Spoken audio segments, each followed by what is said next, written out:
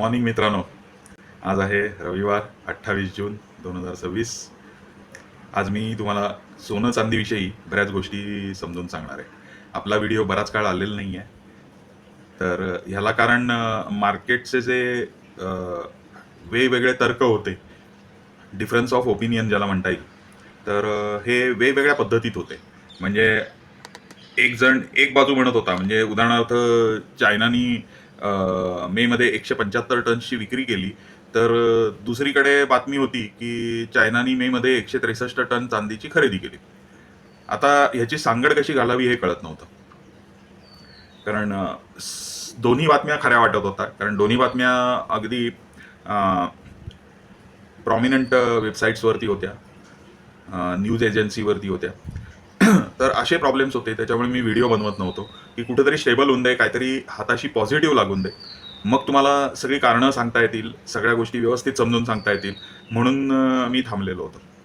पहिली गोष्ट म्हणजे US मध्ये कॉमेक्समध्ये कॉन्ट्रॅक्ट्स तयार झाली.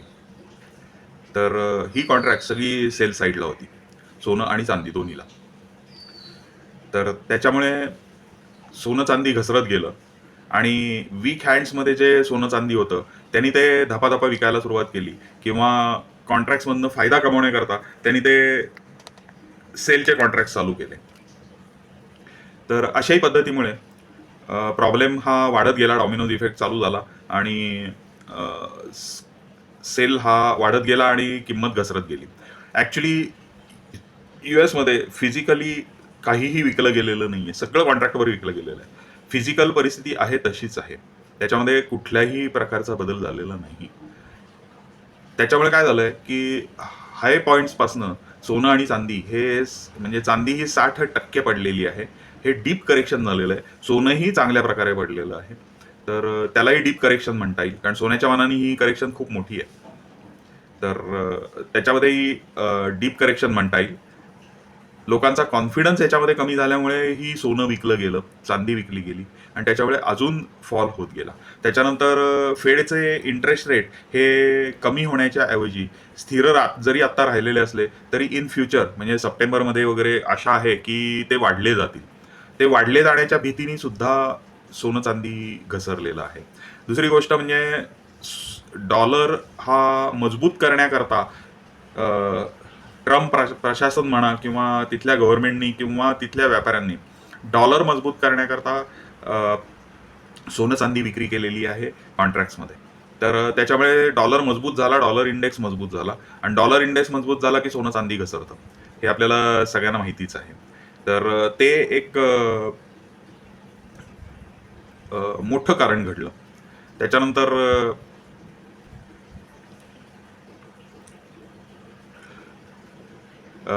आता आपण बघूया की काय होऊ शकतं. तर चायना अजूनही सोनं ॲक्युम्युलेट करत आहे, मोठ्या प्रमाणावर ॲक्युम्युलेट करत आहे. त्यांनी सोन्याची खरेदी कुठंही चायनानी कधीही थांबवलेली नाही. म्हणजे सोनं चढ होतं तेव्हा कमी घेत होते, पण घेत होते. आता त्यांनी वाढवायला सुरुवात केलेली आहे, हे लक्षात घ्या. त्याच्यानंतर त्यांनी असंख्य रिस्ट्रिक्शन्स आपल्या नागरिकांवरती टाकलेली आहे. म्हणजे सोन्याचे जे कॉन्ट्रॅक्ट, सोन्या चांदीचे जे कॉन्ट्रॅक्ट्स करतात त्याला 140% मार्जिन लावलेलं आहे. म्हणजे तुम्हाला समजा 1 किलो सोनं 1.5 लाखात विकत मिळतंय, तर त्याच्यावरती तुम्हाला 40% वर द्यायचे कॉन्ट्रॅक्टसाठी. तर अशी परिस्थिती 1 किलो नाही, आय एम सॉरी, 10 ग्रॅम 1.5 लाखाला मिळतंय, तर तुम्हाला अजून 40% म्हणजे 60,000 रुपये वर द्यायचे, 2,10,000 वरून ते कॉन्ट्रॅक्ट घ्यायचं. म्हणजे हा हातबट्ट्याचा थोडक्यात व्यवहार झाला. म्हणजे जास्ती पैसे लावणं भाग पडलं. त्याच्यामुळे इन्व्हेस्टर्स याच्यामध्ये कमीत कमी येतील आणि स्पेक्युलेशन होणार नाही, हे चायना गव्हर्नमेंटनी पाहिलेलं आहे. ॲज वर्सेस रिटेलमध्ये मात्र बँकांनी सोन्यावरती डिस्काउंट द्यायला सुरुवात केलेली आहे. म्हणजे 1.5 लाखाला सोनं असेल 10 ग्रॅम, तर त्यांनी 1,48,000लाच द्यायला सुरुवात केलेली आहे. तर त्याचं कारण असं आहे की गव्हर्नमेंटनी त्यांच्या सोन्याचं प्रमाण देशामध्ये वाढावं, ह्याचाच प्रयत्न ठेवून हे पावलं उचललेली आहेत. आणि आता सोनं स्वस्त झाल्यामुळे चायना प्रचंड मोठ्या प्रमाणात, नंतर इतर सगळी सरकारं प्रचंड मोठ्या प्रमाणावरती सोनं चांदी विकत घेतील, हे अगदी नक्की, अगदी नक्की. याच्यामध्ये कुठेही काही प्रॉब्लेम येईल असं वाटत नाही. दुसरी गोष्ट म्हणजे जे मोठे इन्व्हेस्टर्स आहेत, हे मोठे इन्व्हेस्टर्स जे आहेत हे रिस्क रिवॉर्ड त्यांचा जो रेशो आहे हा खूपच चांगला झालेला आहे. म्हणजे आपण चांदीचं उदाहरण घेतलं तर $120 वरनं आता चांदी $50 म्हणजे आता काल $60 पर्यंत आली. पण म्हणजे 120 ते 60 म्हणजे हा मोठा डिफरन्स झाला, 50% डिफरन्स झाला. त्याच्यामुळे रिस्क रिवॉर्ड जे रेशो आहे तो इन्व्हेस्टरसाठी सुटेबल झालेला आहे. तर त्याच्यामुळे ही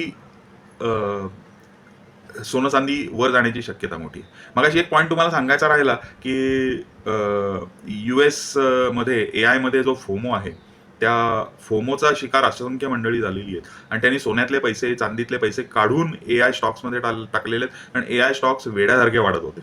तर हाही एक त्याचा भाग म्हणता येईल सोनं चांदी पडण्याचा. मी तुम्हाला सोनं चांदी पडण्याची कारणं सांगितली, सोनं चांदी का वर जाऊ शकेल हेही सांगितलं. अजूनही मी काही कारणं सांगणार आहे. त्याच्यापैकी Robert Kiyosaki, rich dad poor डॅडचे लेखक, अत्यंत फेमस आहेत. सोन्या चांदीविषयी त्यांची अत्यंत पॉझिटिव्ह मतं कायम राहिलेली आहेत. त्यांनीही सांगितलंय की लॉंग टर्ममध्ये सोनं चांदी वर जाणार आहे आणि लॉंग टर्म हे माझ्या मते वर्ष दीड वर्ष हे खूप झालं. अगदी डोक्यावरनं पाणी 2030. तर याच्यामध्ये आश्चर्यजनकरित्या सोनं चांदी वर जाण्याची पॉसिबिलिटी दिसते. म्हणजे खूप मोठी पॉसिबिलिटी याच्यामध्ये आलेली आहे. त्याच्यानंतर US इन्फ्लेशनचा जो रेट आहे जो त्यांना 2% आणायचा आहे हा आता लेटेस्ट 4.1% आहे. म्हणजे खूप मोठ्या प्रमाणावर इन्फ्लेशन वाढतंय आणि इन्फ्लेशन वाढलं तर सोन्या चांदीला उजाळा मिळतो. हे तत्व आपल्या सगळ्यांना माहिती आहे. तर त्याच्यामुळेही सोनं चांदी वर जाण्याची शक्यता खूप मोठी आहे. तर हे एक कारण आहे. प्राइसेस ओव्हरसोल्ड तर आहेतच. म्हणजे म्हणजे काय म्हणता येईल अशी प्राइस परत मिळणं अवघड आहे सोन्या आणि चांदीमध्ये दोन्हीमध्ये. तर आत्ताची वेळ जी आहे याला अॅक्युमुलेशन फेज म्हणतात. आता याचा अर्थ तुम्हाला नक्कीच माहीत असेल. म्हणजे अॅक्युमुलेशनमध्ये काय करावं हे सांगण्यासाठी तज्ज्ञांची गरज नाही. तर या दृष्टिकोनातनंही तुम्ही सगळ्या गोष्टी लक्षात जर का घेतल्या तर सोनं चांदीविषयी काय करायला पाहिजे हे वेगळं सांगायची गरज नाही. चला भेटूया पुढच्या व्हिडिओमध्ये. धन्यवाद. बाय.